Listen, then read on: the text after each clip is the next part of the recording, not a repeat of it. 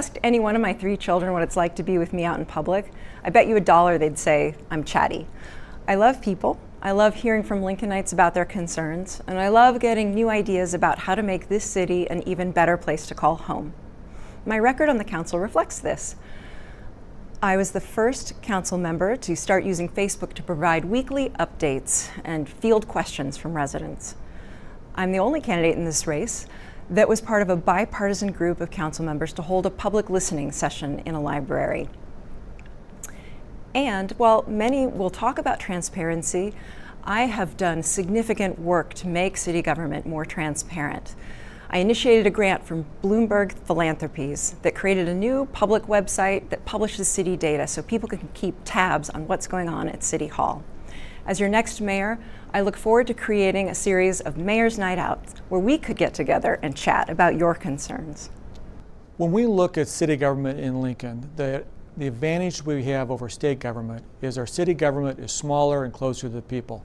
This is a democracy, which means people should be heard, they should be listened to, and there should be an interactive process, which means that when people come forward and want to talk to the city about a city project or a city budget issue, it's not just a matter of hearing them out, but there should be a dialogue between city leaders and our residents. We should talk about what people want as far as their priorities. It shouldn't be a matter of just taking a survey and looking what polls better. It should be a matter of engaging in an actual dialogue about what our priorities are, what the limits of our resources are, but really getting into neighborhood by neighborhood to talk about what people see on their streets and the investments they want the city to make in their neighborhoods. Involvement by residents is extremely important in governance. That's why I have gone to neighborhood meetings and solicited the ideas and the thoughts of folks ever since I've been serving on city council.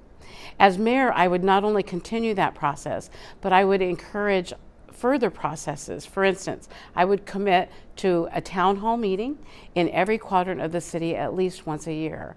I want to hear from folks. I want to know what your concerns are, what your ideas are, what we should be looking at. For instance, recently I have suggested a snow removal task force that would include folks who live in every part of our city, as well as law enforcement and first responders that rely on our roads, and the folks that do snow removal, the boots on the ground, if you will. Everybody should have a voice, and I'm prepared to listen. One of the things I would try to encourage involvement in a neighborhood as a reward, some kind of reward on that thing, but not actually as a cash reward, but like a scholarship reward.